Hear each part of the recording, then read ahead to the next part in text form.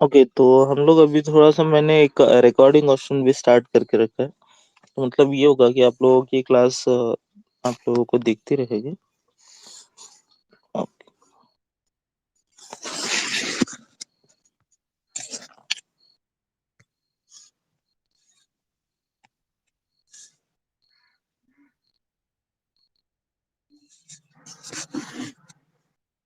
अब हम बात कर रहे थे कि केमिकल रिएक्शन अलग-अलग केमिकल रिएक्शंस हैं हम लोगों के पास। तो फर्स्ट केमिकल रिएक्शन का टाइप जो भी देखना है हम लोगों को that is called as the combination. तो कॉम्बिनेशन मतलब ये वर्ड से ही हम लोगों को समझ में आता है कि एक दूसरे के साथ कंबाइन होने की जो प्रोसेस होती है दैट ऐसी जो कुछ केमिकल रिएक्शंस होती है उनको हम कॉम्बिनेशन रिएक्शन बोलते हैं। तो कॉम्बिनेशन रिएक्शन में कोई अगर एक एग्जांपल अगर हमें देखना हो तो सबसे पहला वाला एग्जांपल हम लोग कैसे देखेंगे? तो सबसे पहला वाला एग्जांपल हम लोगों ने देखा ही है, that is CuO, sorry CuO नहीं, CaO, calcium oxide plus H2O। What we get, हम लोगों को मिलता है CaOH by 2। CaOH by 2, CaO इसे प्लेन भाषा में, सिंपल भाषा में हम लोग लाइमस्टोन बोलते हैं। क्या बोलेंगे इसे? लाइमस्टोन बोलेंगे। लाइमस्टोन का मतलब क्या होगा कि जो हम लोगों के घर में जो पेंटिंग वाला जो चूना वगैरह जो होता है, जो जहाँ से बनेगा वह उस मतलब जिस प्रोडक्ट से बनेगा या जिस ओर से बनेगा उसको हम CaO बोलते हैं, that is called as the limestone. इसको याद रखिएगा क्योंकि इसकी बहुत सारे रिएक्शंस है, केमिकल रिएक्शंस है। और ऑब्वियसली हम लोगों ने क्या किया है, इसके अंदर पानी जैसे डाल देते हैं तो हमारे पास CaOH बाय 2 हमारे पास एक स्लैक लाइम हमें मिल जाता है। स्लैक लाइम, ये स्लैक लाइन जो होता है, देखिए क्विक लाइन किसे बोलेंगे? CaO, इसे हम क्विक लाइन बोलेंगे। ये जल्दी ही वाटर के साथ रिएक्ट होगा। सो क्विक लाइन का मतलब क्या होगा? CaO। और slack line that is called as the CaOH by 2। ये देखिएगा मैंने OH के लिए प्रीफिक्स लगाया है और इसका दूसरा नाम होता है, वैसे कॉमन नेम इसका स्लैक लाइन है, लेकिन हमें अभी स्लैक लाइन नहीं देखना है तो उसको CaOH बाय 2 इसका जो पर्टिकुलर नेम है उसका पर्टिकुलर नेम देखना है। तो उसके बाद उसको हम बोलेंगे दैट इज CaOH बाय 2 को हम बोलेंगे कैल्शियम हाइड्रोक्साइड। कैल्शियम हाइड्रोक्साइड तो एक तरह का हाइड्रोक्साइड है, मतलब OH है, तो ये एक तरह का आप लोगों का बेस है। तो ये हमेशा याद रखिएगा। और जैसे कि हमारी केमिकल रिएक्शन सजेस्ट करती है कि ये देखिए CaO और H2O, CaO के अंदर पूरा का पूरा H2O समा गया, पूरा का पूरा H2O समा गया। अभी इसे हमें अगर बैलेंस भी करना हो तो पहले हम लोग बैलेंस करके देखेंगे। तो बैलेंस के लिए कैसे करेंगे?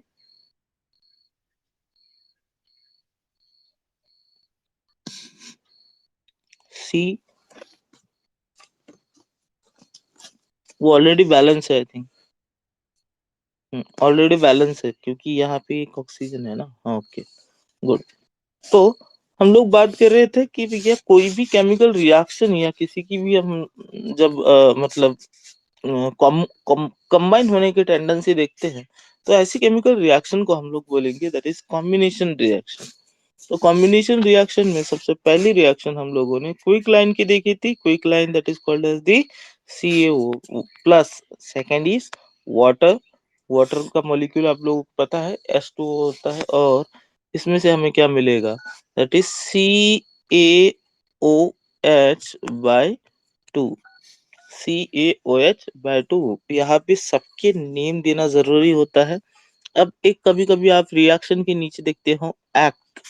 एक्ट का मतलब होता है एक्वायस। एक्वायस मतलब, अब आपको अगर पूछा जाएगा कि what is the meaning of aqueous, तो एक्वायस का मतलब ये होता है कि एक्वायस मतलब ऐसा एक सॉल्यूशन जिसके अंदर पूरा का पूरा मतलब जिसके अंदर एक तो एक्वायस सॉल्यूशन एक एक्वायस सॉल्यूशन जिसके अंदर सोल्यूट है आप लोगों का कोई तो भी एक अदर मेटल और अदर अदर अदर मटेरियल और सॉल्वेंट हमेशा क्या होगा सॉल्वेंट हमेशा वाटर होगा। अब ये सोल्यूट और सॉल्वेंट ये आप लोगों का 9th में था। तो कोई सोल्यूट की और सॉल्वेंट की डेफिनेशन बताएगा?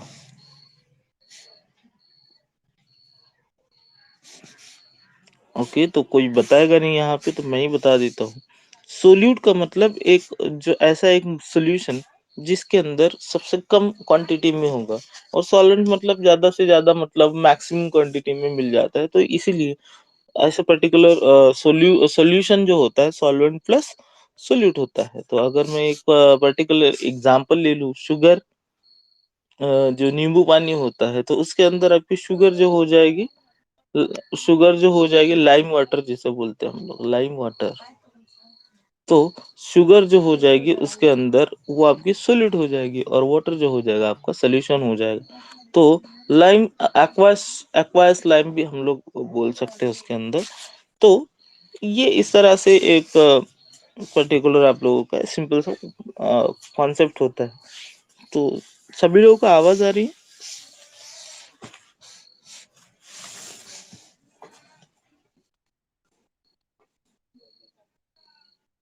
आवाज आ रही है ना सभी को?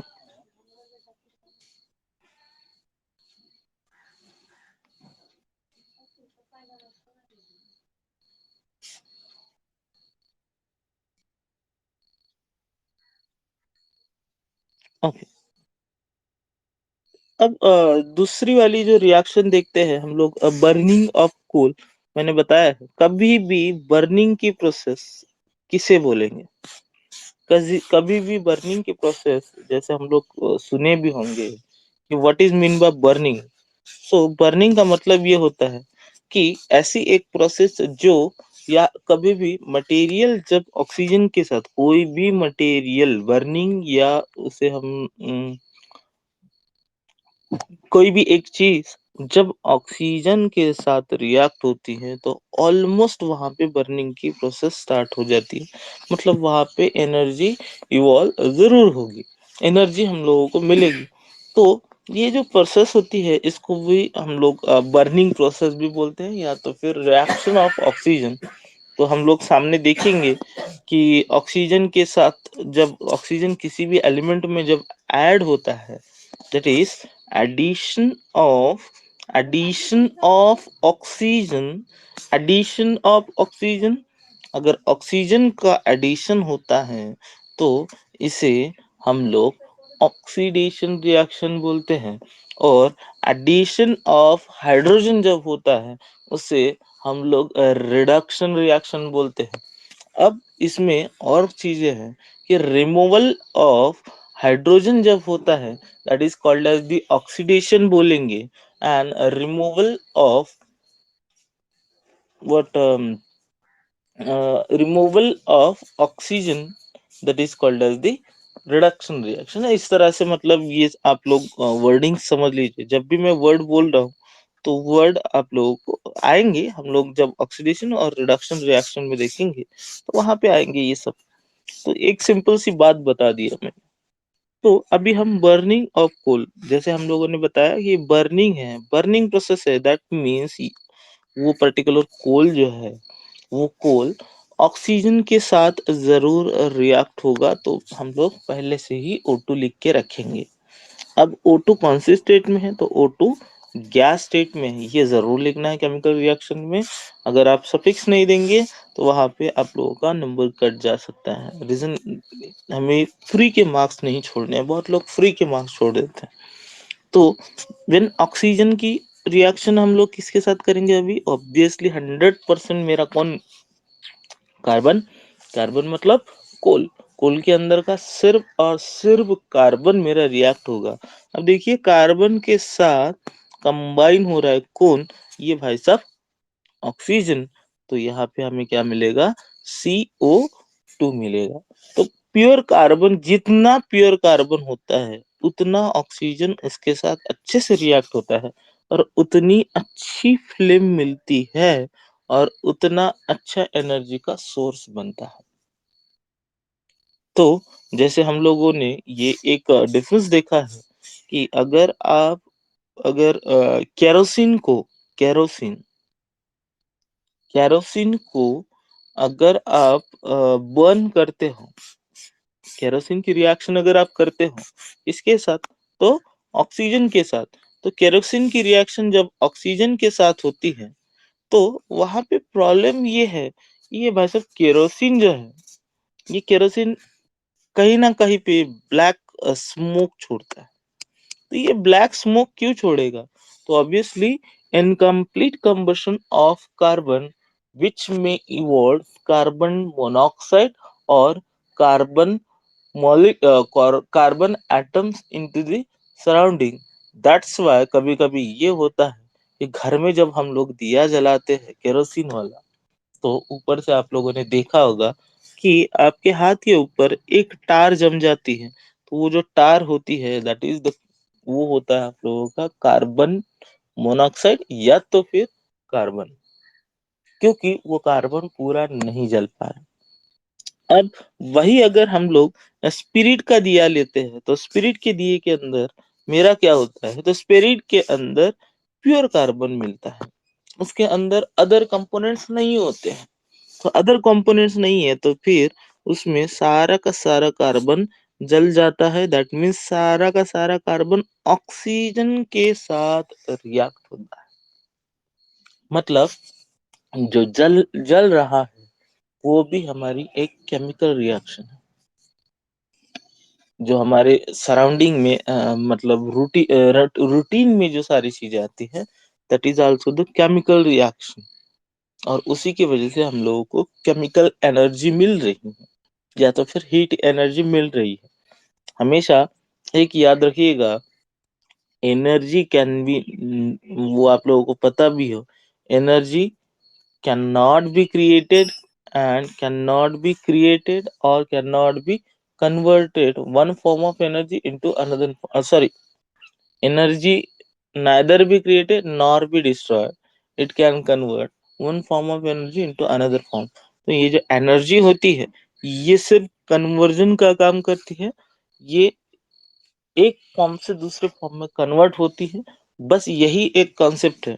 बाकी उसके ऊपर हम लोग मतलब एनर्जी को बना नहीं सकते और उसको बिगाड़ भी नहीं सकते। तो सेम चीज है, अब मेरी यहाँ पे जो केमिकल एनर्जी है वो केमिकल एनर्जी हीट एनर्जी में कन्वर्ट हो रही है। तो ये एक मैंने फिजिक्स का कॉन्सेप्ट बता दिया जस्ट फॉर इंफॉर्मेशन। अब यहाँ पे मेरा कौन बन गया, ये भाई साहब CO2 बन गया। तो अब जब भी CO2 पूरा का पूरा बनता है तो वो CO2 हवा में निकल जाता है। तो ये CO2 से हमें प्रॉब्लम नहीं है, क्योंकि CO2 कैसा है देखिएगा, CO2 से मुझे प्रॉब्लम नहीं है। CO C की वैलेंसी है कितनी, 2 है, और सॉरी C की वैलेंसी 4 है, और अगर 2 ऑक्सीजन आए तो यहाँ पे देखिए एक ऑक्सीजन यहाँ की 2 वैलेंसी शेयर कर लेगा, एक ऑक्सीजन यहाँ की 2 वैलेंसी शेयर। अब ऐसा CO2 अगर एयर में जाए, ऐसा CO2 अगर एयर में भी चला जाए तो हमें कोई प्रॉब्लम नहीं, वो ऑक्सीजन लेवल पे भी चला गया तो भी हमें प्रॉब्लम नहीं। लेकिन इसकी जगह पे इसकी जगह पे अगर हम एग्जाम्पल ले कि भैया इसकी जगह पे मेरा कौन चला गया, कार्बन मोनोऑक्साइड चला गया। अब कार्बन मोनोऑक्साइड भाई साहब ये क्या करेगा, तो ये सिर्फ 2 ही वैलेंसी शेयर कर लेगा, किसकी, ऑक्सीजन की। लेकिन कार्बन के पास और 2 की वैलेंसी बाकी है, तो ये 2 की वैलेंसी ये कहीं ना कहीं पे दूसरे ऑक्सीजन को भी ग्रास्प करने का प्रयास करेगा। इसीलिए ये जब भी कहाँ पे चला जाता है, ये जब भी ओजोन लेयर में चला जाता है। ओजोन लेयर मतलब क्या है आप लोगों की, that is called as the O3 diluted. O3 diluted मतलब सारा का सारा इसके अंदर प्योर ऑक्सीजन है। ओजोन लेयर जो कि हमारे अर्थ के सराउंडिंग है। तो ये प्योर ऑक्सीजन क्या होता है, ये प्योर ऑक्सीजन जैसे कार्बन मोनोऑक्साइड इसके पास चला जाता है तो कार्बन मोनोऑक्साइड इसमें से ऑक्सीजन ले लेता है और इसी की वजह से इस ओजोन लेयर के अंदर जो ऑक्सीजन है वो ग्रास्प करने का प्रयास करता है। कौन? Carbon monoxide. इसीलिए कार्बन मोनोऑक्साइड थोड़ा डेंजरस है। अगर शरीर में भी चला जाए तो शरीर के अंदर का भी ऑक्सीजन लेने का प्रयास करेगा। इसीलिए इनकम्प्लीट कंबशन ऑफ फ्यूल, जो फॉसिल फ्यूल्स होते हैं, तो ईंधन जिसे बोलते हैं हम लोग हिंदी में, तो ये incomplete combustion of fossil fuels causes damage into the ozone. तो ये हमेशा याद रखना है। तो गीली लकड़ी या ये सारी चीज आप लोगों के पोल्यूशन से कुछ नहीं होगा। जो ऐसे पर्टिकुलर कंपनीज या तो फिर बड़े बड़े इंडस्ट्रीज में से जो पोल्यूशन होता है उसमें से ज्यादातर मतलब ये सारी चीजें क्रिएट होती है। एक फनी सा एक मतलब एक जोक बता देता हूँ कि एक फैकल्टी है और वहाँ पे मैं उनका इंटरव्यू ले रहा था साइंस के लिए। तो एक सिंपल सी वो एक फोटोसिंथेसिस नहीं सॉरी वाटर साइकिल के बारे में बता रहे थे। तो वाटर साइकिल मतलब क्या होता है? अब सभी लोगों को पता है ऑब्वियसली, यहाँ पे इवापोरेशन और वाटर का इवापोरेशन हो जाना, फिर वहां पे कूलिंग हो जाना, उसका बारिश हो जाना। तो उनकी एक फनी सी चीज मुझे ऐसी लगी कि उन्होंने एक गांव का एग्जांपल दिया था और गांव के एग्जांपल में उन्होंने बताया कि जब गांव में सब्जी डाली जाती है, सब्जी बनाई जाती है, तो उसमें से जो पानी निकलता है, तो वो पानी जब ऊपर चला जाता है उसकी भाप बनती है और उसी की बारिश हो जाती है। तो नहीं तो ये थोड़ा सा फनी सा था। तो ऐसे नहीं होता है। अपनी आपकी जो वाटर साइकिल है ये आपके सब्जी के पानी के ऊपर डिपेंड नहीं है। आपकी वाटर साइकिल हमेशा डिपेंड होती है बड़े वाले मतलब जो ज्यादा एरिया चाहिए होता है उसके लिए, फ्लैट एरिया, जैसे नदी हो गई, जैसे आपके सागर हो गए, बड़ी बड़ी चीजें जहाँ पे वाटर ज्यादातर मतलब इवापोरेशन की एक लिमिटेशन है। इवापोरेशन की हमेशा लिमिटेशन होती है कि वो बड़े वाले एरिया पे ही ज्यादा हो सकता है, वहीं पे इफेक्ट करता है। आपकी सब्जी में, सब्जी के पानी से कुछ नहीं होता, वो हवा में ही रहेगा। वाटर वेपर्स वैसे ही ड्राई रहती है एयर्स, वैसे ही वो वाटर वेपर्स आपके ले लेगी। तो वो सब्जी वाला पानी, सब्जी वाली पानी से वाटर साइकिल नहीं चलती। तो वैसे ही मैंने ये इसलिए बताया कि हम लोग भी जो एनर्जी पोल्यूशन, एक सिंपल से एक घर में से धुआं निकल गया मतलब आपने पोल्यूशन क्रिएट किया, दैट इज नॉट फेयर। वो पोल्यूशन सभी लोगों ने अगर क्रिएट किया तब जाके वो वहां पे, या सभी लोगों ने अगर उसका मतलब सभी लोगों से अगर वो घरों में से निकलना स्टार्ट हो गया तब जाके वहां पे पोल्यूशन हो। ओके। तो हम लोग बात कर रहे थे फॉर्मेशन, बर्निंग ऑफ कोल। तो सारा का सारा कार्बन जो है मेरा, कार्बन मेरा ऑक्सीजन के साथ रिएक्ट होता है, दैट इज कॉल्ड दैट, इसीलिए हमें मिलता है CO2, दैट इज कार्बन। देखिए पूरा का पूरा ऑक्सीजन मेरा रिएक्ट होना चाहिए CO2 O2 के लिए, क्योंकि ये हमारा कौन है? गैस है। तो ये कार्बन मेरा ऑक्सीजन के साथ रिएक्ट हो गया तो पूरा का पूरा CO2 बनना चाहिए, और ये प्रोसेस होती है आप लोगों के गैस के चूल्हे। तो ये गैस के चूल्हे का एग्जांपल मैं पहले से ही एक्सप्लेन कर चुका हूँ। नाउ अब और हम लोग देखते हैं कि एक्सोथर्मिक और एंडोथर्मिक रिएक्शन क्या होती है। एक एक्सोथर्मिक का आपके यहाँ पे एक एग्जांपल दिया है कि what is mean by exothermic and what is mean by endothermic reaction. अब एक सिंपल सा फोटोसिंथेसिस की मैं अगर बात करूं या रेस्पिरेशन की बात करूं, तो आई होप आप लोगों को रेस्पिरेशन वहां पे पता होगा। तो रेस्पिरेशन मतलब एक ऐसी एक प्रोसेस होती है कि हम लोग ज्यादातर उसमें से एनर्जी को इवॉल्व करते हैं, दैट मीन्स एनर्जी को यूटिलाइज करते हैं। और फोटोसिंथेसिस मतलब एनर्जी को क्रिएट करते हैं। तो फोटोसिंथेसिस आप लोगों को पता होगा कि बायोलॉजी में है। ये फोटोसिंथेसिस का मतलब ये होता है कि कार्बन जब, अब इसको आपको बैलेंस करना होगा, कार्बन व्हेन रिएक्ट विथ और नॉट कार्बन, कार्बन डाइऑक्साइड, जो एयर का कार्बन डाइऑक्साइड होता है, वो कार्बन डाइऑक्साइड जब रिएक्ट करता है किसके साथ? वाटर के साथ, carbon dioxide when react with water what we get, हम लोग क्या मिलता है, तो हम लोगों को मिलता है C6H12O6। C6H12O6 हमें मिलता है, और प्लस हमें मिलता है क्या, ऑक्सीजन, और प्लस हमें मिलता है क्या, वाटर मॉलिक्यूल्स। वो निग्लिजिबल होते हैं क्योंकि एक्सेस ऑफ वाटर भी फोटोसिंथेसिस से इवॉल्व होता है।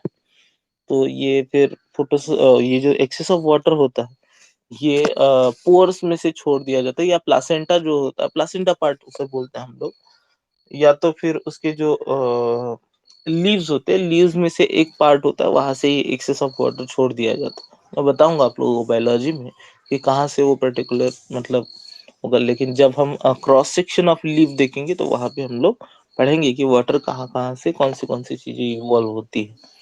तो ये फोटोसिंथेसिस है। फोटोसिंथेसिस आप लोगों ने बहुत बार देखा भी होगा। आई होप सभी लोगों को फोटोसिंथेसिस के बारे में पता होगा कि फोटोसिंथेसिस है क्या और किस तरह से वर्क करता है। ओके, तो फोटोसिंथेसिस मतलब एक obviously in presence of sunlight, और एक आप लोगों का कौन सा है, क्लोरोफिल पिगमेंट, ग्रीन पिगमेंट होता है। ग्रीन पिगमेंट जिसमें होगा वही आप लोगों की पर्टिकुलरली एक एज अ क्या बोलेंगे उसे, एज अ वो इंटरमीडिएटर या तो फिर कैटलिस्ट बन के वहां पे रिएक्शन को कंप्लीट करेंगे। Now CO2 when react with H2O but we get C6H12O6। अब देखिएगा इसने क्या किया, इसने एनर्जी को यूज किया। Sunlight is one of the type of energy. तो इसने क्या किया, एनर्जी को यूज किया, मतलब रिएक्टेंट साइड में ही एनर्जी को क्या किया, अपने अंदर यूज किया मतलब अब ये एनर्जी यहाँ पे ग्लूकोज के फॉर्म में बाहर आ गई। तो अब हम लोग क्या बोलेंगे, ग्लूकोज के फॉर्म में बाहर नहीं, स्टोर हो गए। तो ग्लूकोज के फॉर्म में स्टोर हो गई। अब ये जो सनलाइट वाली जो पर्टिकुलर एनर्जी है या सन एनर्जी है, दैट इज उसके अंदर उसने एब्सॉर्ब कर ली। तो इसीलिए फोटोसिंथेसिस को हम लोग क्या बोलते हैं, एंडोथर्मिक रिएक्शन। फोटोसिंथेसिस को क्या बोलेंगे, एंडोथर्मिक रिएक्शन। ये एंडोथर्मिक रिएक्शन क्यों है, क्योंकि इसने एनर्जी को एब्सॉर्ब किया, मतलब रिएक्टेंट साइड में ही इसने एनर्जी को एब्सॉर्ब किया। अब हम यही जब फूड को कंज्यूम करते हैं, दैट इज C6H12 जो ग्लूकोज है, ये आपके सेल्स में होता है रेस्पिरेशन। C6H12 और H12 और O6, ये जो ग्लूकोज है, हम लोगों ने मान लीजिए कोई फल को खा लिया, फल में स्टोर करता है excess of energy, obviously plant किस में स्टोर करता है, तो फल में स्टोर करता है। तो वही फल हम लोग खा लेते हैं, तो उसमें ज्यादातर स्टार्च होता है, शुगर्स होती है। वो एक बताएंगे हम, मतलब ये आपको फोटोसिंथेसिस डीप में है, बायोलॉजी में डीप में है। अब हम लोग देख रहे हैं रेस्पिरेशन जो सेल में होती है।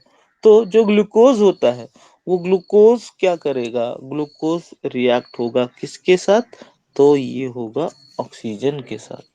और ऑक्सीजन के साथ जैसे ग्लूकोज रिएक्ट होता है, जैसे पानी फोटोसिंथेसिस में पानी वाटर इवॉल्व हो रहा था, तो यहाँ पे भी आपको वाटर की जरूरत रहेगी, ऑब्वियसली रहेगी। अब C6H12O6 प्लस ऑक्सीजन, तो यहाँ पे समथिंग CO2 इवॉल्व होता है, प्लस एनर्जी मिलती है, एनर्जी इवॉल्व होती है। यहाँ एनर्जी इवॉल्व होती है, मतलब एनर्जी आप लोगों को वहां पे मिल रही है। तो एनर्जी मिलने की एक पर्टिकुलर प्रोसेस जो भी केमिकल रिएक्शन में होती है, उस केमिकल रिएक्शन को हम लोग एक्सोथर्मिक केमिकल रिएक्शन बोलते हैं। Exothermic reaction that means where the energy gets evolve. अब जैसे ये एनर्जी मुझे यहाँ पे मिली, अब यही एनर्जी मैं पूरे बॉडी में यूज करता हूँ कोई भी काम करने के लिए। तो ये किससे मिलता है मुझे, रेस्पिरेशन प्रोसेस से मिलता है। तो रेस्पिरेशन प्रोसेस में क्या होगा, तो जो भी ग्लूकोज मैंने बनाया था, नॉट मैंने बनाया था, जो भी प्लांट्स ने बनाया था थ्रू द फोटोसिंथेसिस, उस ग्लूकोज के अंदर प्लांट्स ने क्या किया था, सनलाइट एक पर्टिकुलर एनर्जी को स्टोर करके रखा था, और सनलाइट को जैसे उसने स्टोर किया था, वही सनलाइट अब मुझे एज अ एनर्जी कहाँ पे मिल रहा है, तो रेस्पिरेशन में मिल रहा है। और जो ये कार्बन डाइऑक्साइड जो होता है, जो कि बाय प्रोडक्ट है, ये दोबारा से आप उसको बाहर छोड़ देंगे। मतलब ऑक्सीजन जब ले रहे हो, तो वो ऑक्सीजन रेस्पिरेशन के लिए ही ले रहे हो। और ये जो कार्बन डाइऑक्साइड है, तो ये जो होता है, जो आप लोगों का ब्लड होगा, ये भी हम लोग सर्कुलेशन सिस्टम में देखेंगे। देखिए, एक मैं बता दूं कि फिजिक्स का केमिस्ट्री के साथ लॉन्ग लिंक है, केमिस्ट्री का बायो के साथ लिंक है, और बायो का दोबारा से फिजिक्स के साथ लिंक है। तो ये साइंस के पार्ट है। तो ऐसा नहीं है कि बायोलॉजी अलग है या साइंस फिजिक्स अलग है और केमिस्ट्री अलग है। ये तीनों एक ही मतलब एक ही माता जी के बच्चे हैं। तो प्रॉब्लम उसमें ये है कि आप लोगों को ऐसा नहीं है कि वो अलग ने पढ़ा है, तो जो केमिस्ट्री बताता है उसको फिजिक्स नहीं आता, जो फिजिक्स पढ़ाता है तो उसको बायो नहीं आता। अगर जिसको बायो नहीं आता और केमिस्ट्री नहीं आता, that means he is not a science teacher. Simple बात। तो हम लोग उसके अंदर ज्यादा डीप में नहीं जाएंगे। तो सिंपल सी बात है, तो मेरे पास ये मुझे एनर्जी इवॉल्व हो गई, और ये जो एनर्जी होती है, यही एनर्जी मैं मेरे डेली रूटीन काम के लिए यूज करता हूँ। तो यहाँ पे जैसे मैंने अभी आप लोगों को बताया, तो ये एक आप लोगों की कौन सी रिएक्शन है, एक्सोथर्मिक रिएक्शन है। तो ये एक दूसरे के साथ रिएक्शन करते हैं। तो अगर किसी को कुछ भी समझ में नहीं आया, तो अभी आप कमेंट में बता सकते हो।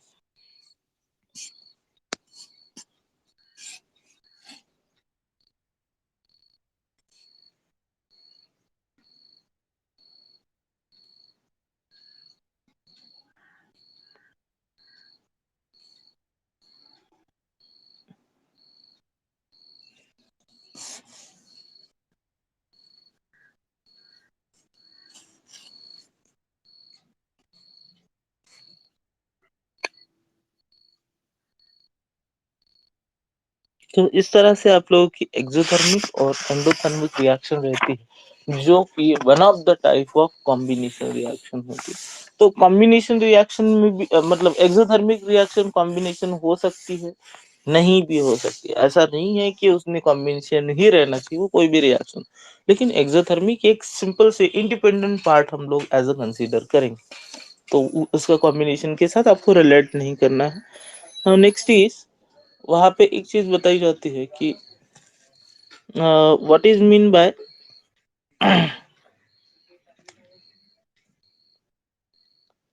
Decomposition reaction. तो डिकम्पोजिशन रिएक्शन का मतलब क्या होगा कि किससे हम लोग डिकम्पोज बोलेंगे। डिकम्पोज्ड होना मतलब उसके पार्ट्स होना।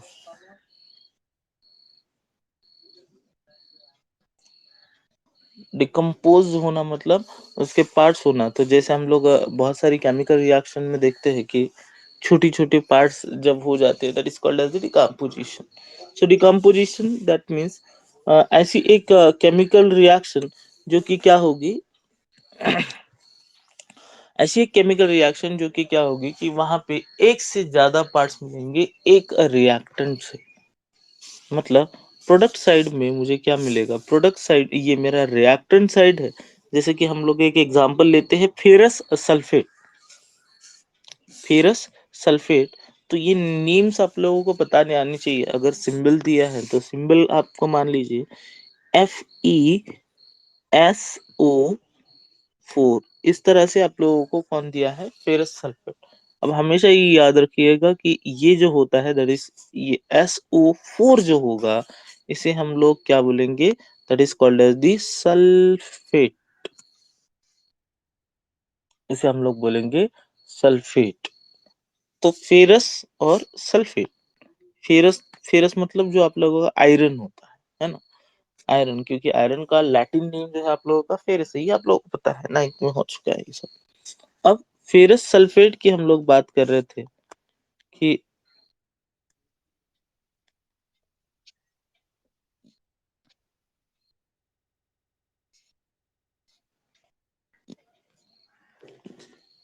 तो फेरस सल्फेट का मतलब क्या होगा? तो फेरस सल्फेट एक तरह से सल्फेट ग्रुप और कौन Fe दैट इज फेरस एक दूसरे का कॉम्बिनेशन बन के एक पर्टिकुलर मेरा प्रोडक्ट बन गया। अब यहाँ पे हमें ये देखना है कि फेरस सल्फेट जब हम इसे हीट करेंगे, फेरस सल्फेट को हम लोग हीट करेंगे डिकम्पोजिशन रिएक्शन में, ये हमेशा याद रखिएगा, जब तक आप वहां पे कोई ना कोई हीट या कोई ना कोई स्पेशल टेम्परेचर नहीं देंगे तब तक डिकम्पोजिशन रिएक्शन नहीं होती है। ज्यादातर मतलब 90% केसेस में ऐसे ही होगा, क्योंकि अगर नॉर्मली होता तो फिर वो नॉर्मली रिएक्शन रहती ही नहीं। तो एक तो कहीं ना कहीं पे हीट या कुछ ना कुछ मतलब यहाँ पे कुछ ना कुछ स्पेशल कंडीशन आप लोगों को देनी जरूरी है। तो जब मैं फेरस सल्फेट को क्या करता हूँ, हीट करता हूँ। अब जैसे हम लोग फेरस सल्फेट को हीट करते हैं तो वहां पे हमें मिलता है कौन, F Fe2O3 that is called as the ferric oxide, और एक मिलता है SO2 और फिर मिलता है हम लोगों को SO3। अब SO2 कौन है, सल्फर डाइऑक्साइड, ये भी एक तरह का गैस है। और SO that means sulphur, SO3 that means sulphur trioxide. ये तीनों के तीनों गैसेस हम लोगों को मिलेंगे। तो हीट करने के बाद मुझे यहाँ पे एक फेरिक ऑक्साइड कंटेंट मिलेगा that is called as the Fe। इसमें से मेरा मतलब इसमें से मुझे मैंने क्या किया, इस प्रोडक्ट को डिकम्पोज किया। देखिए कुछ दूसरा वाला रिएक्टेंट नहीं, सिंपल सा एक ही बड़ा सा प्रोडक्ट है, और एक ही बड़े से प्रोडक्ट को मैंने FeO नहीं सॉरी F2O3, तो यहाँ पे मैंने direct Fe2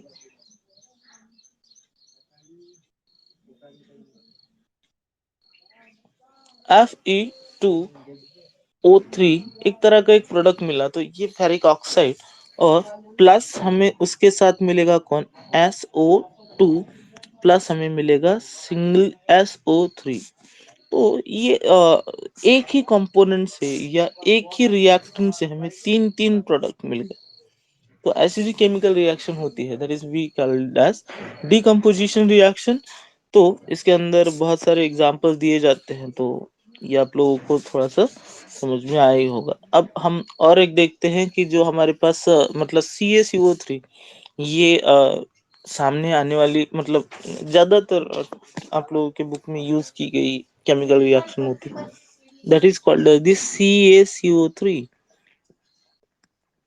CaCO3 that is called as calcium carbonate. ये हमेशा याद रखिएगा, CO3 मतलब एक कार्बोनेट ग्रुप है। तो कार्बोनेट क्या होगा और कैसे बनेगा, तो इसको हम लोग बोलते हैं लाइमस्टोन। हमेशा याद रखना है लाइमस्टोन। अगर आपको कोई पूछता है कि what is mean by limestone, what is mean by quick line and what is mean by slack line, तो ये तीनों के नाम आप लोगों को पता होनी चाहिए, क्योंकि ये सबसे पहले लाइमस्टोन मतलब एक पत्थर वाला जो चूना होता है, चूने का पत्थर, जो हम लोग ज्यादातर प्लास्टर ऑफ पेरिस में बाद में यूज करेंगे इसको, लाइमस्टोन को अगर प्लास्टर ऑफ पेरिस बनाने के लिए। फिर उसके बाद या तो फिर घर में जो पेंट किया जाता है उसके अंदर, वॉल पुट्टी के अंदर, बहुत सारी चीजों में ये लाइमस्टोन यूज होता है। तो ये जो चूना है, ये चूना कहाँ से, इसका जो बेसिक प्रोमिनेंट जो पार्ट है that is called this CaCO3, जिसे हम लोग बोलते हैं कैल्शियम कार्बोनेट।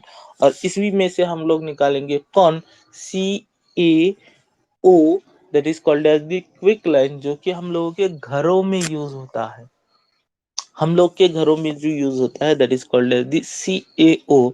और जैसे हम लोग उसके अंदर पानी डाल देते हैं तो वहां पे हम लोगों ने ये भी देखा कि CaOH/2, जो कि ऐसा एक कंपोनेंट है जो कि मैं कहाँ पे यूज करता हूँ, पेंट्स में वगैरह में यूज करता हूँ। जैसे मैंने CO में इसके पहले की रिएक्शन हम लोग देख लिए थे, वो कॉम्बिनेशन रिएक्शन थी।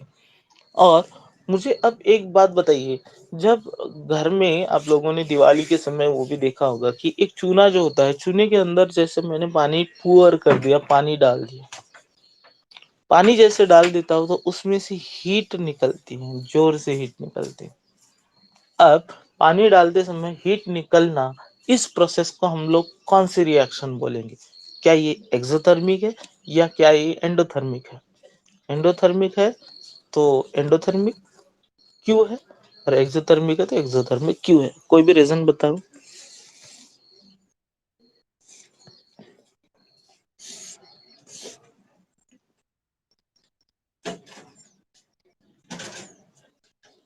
पहले बताओ कि एक्सोथर्मिक है या तो फिर एंडोथर्मिक है।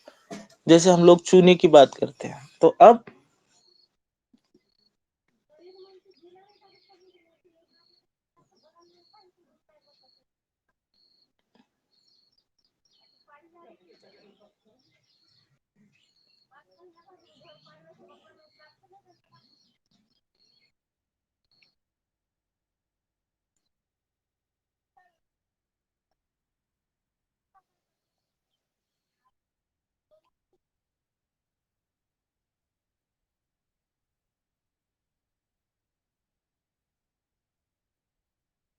ओके,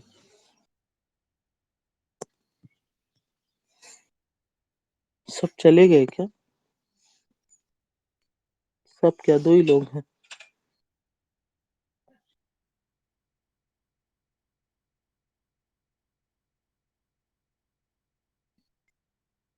चलो ठीक।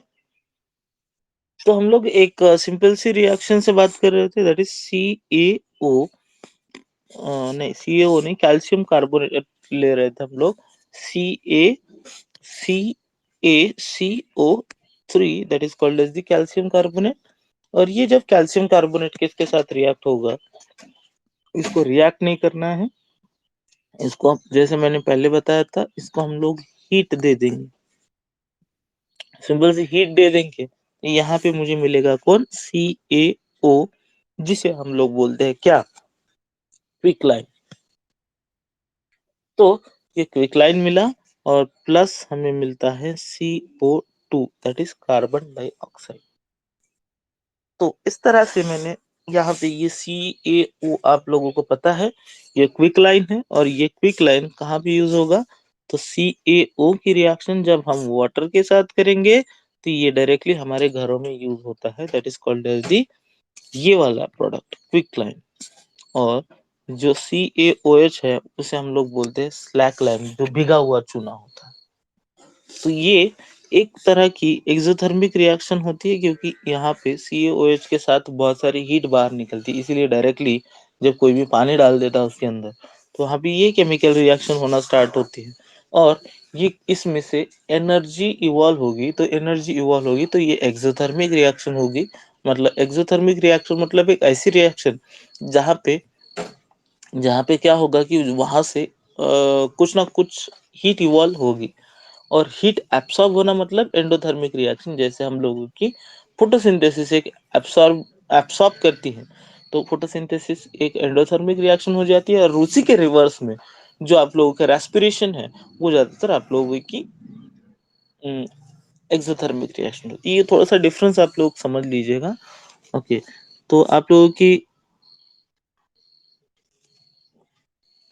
अगर कोई नेक्स्ट क्लास होगी तो मुझे जरूर बताइएगा, नहीं तो मैं चलता रहूंगा। ओके, हम लोग देखिए दो रिएक्शंस के थोड़े से टाइप्स देखे थे, और एक दो प्रॉब्लम, एक दो एग्जांपल्स मैं आप लोगों को बता दूं। एक है आप लोगों के पास लीड नाइट्रेट। लीड नाइट्रेट का भी आप लोगों को ये देखिएगा, ये जैसे जैसे नाम मैं ले रहा हूँ, तो वहां पे आप लोगों को एक काम करना है कि जो कार्बोनेट, अभी मैंने एक कार्बोनेट ग्रुप बताया आप लोगों को, CO3, कैल्शियम बोला तो यहाँ पे Ca, राइट। तो ये CO3 जो होता है, ये CO3 एक ग्रुप है, तो ऐसे ग्रुप को आपको नोट डाउन जरूर करना है कि CO3 मतलब इसे हम लोग बोलते हैं कार्बोनेट, है ना। तो फिर उसके बाद मैंने आप लोगों को OH बताया। तो OH क्या है, तो OH मतलब इसको बोलते हैं हाइड्रोक्साइड। ये क्यों, इससे आप लोगों के जो नेम्स है, नेम्स सही हो जाएंगे। फिर उसके बाद मैंने बोला आप लोगों को, हाइड्रोक्साइड तो हो गया, कार्बोनेट भी हो गया। अब मैं बोलता हूँ कि मेरे पास एक नाइट्रेट है, तो नाइट्रेट का मतलब होता है कि वहां पे NO3 जरूर प्रेजेंट होना चाहिए। और लीड मतलब लीड का सिंबल होता है Pb।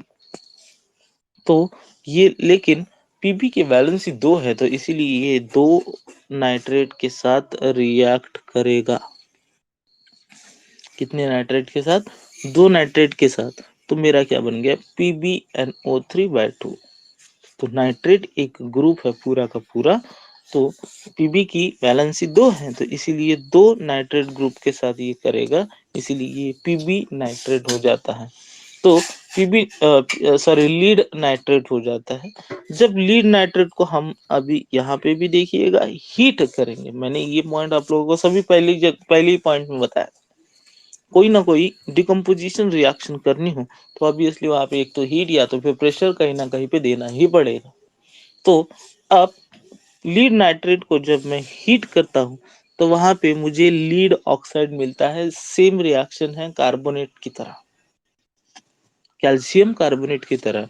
तो मुझे लीड ऑक्साइड मिलेगा, तो यहाँ पे PbO मुझे मिलेगा। देखिए यहीं से पता चलता है कि लीड की वैलेंसी 2 है, क्योंकि ऑक्सीजन की वैलेंसी भी 2 है देने वाली, दैट इज निगेटिव, और लीड की वैलेंसी +2 है।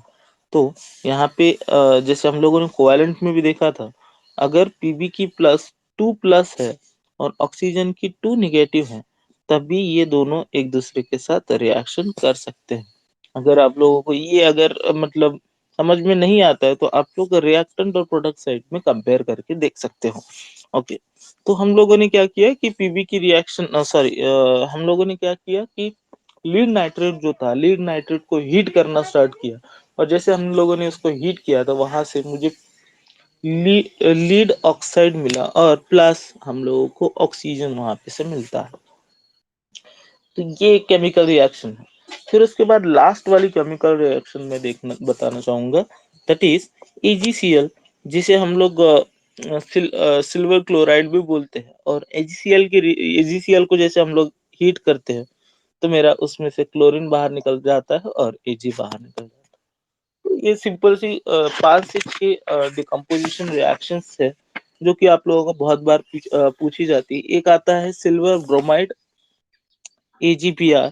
तो AgBr को हम जब मतलब हीट करते हैं तो वहां से भी मुझे Ag अलग से मिलता है और ब्रोमाइड अलग से मिलता है। अब ये हमेशा याद रखिएगा, ब्रोमीन, फिर उसके बाद क्लोरीन, फिर उसके बाद आयोडीन, फिर उसके बाद ये जो भी है ये MIN सीरीज, जिसको हम उसको हम लोग हैलोजेंस बोलते हैं। हैलोजेंस मतलब ऐसे कुछ एलिमेंट्स जो ज्यादातर कॉमनली एक ही ग्रुप में से होंगे। अभी एक ग्रुप क्या होता है और पीरियड क्या होता है, तो ये ग्रुप के बारे में और पीरियड्स के बारे में मैं आप लोगों को पीरियडिक क्लासिफिकेशन में बताऊंगा, पीरियडिक टेबल जो होता है।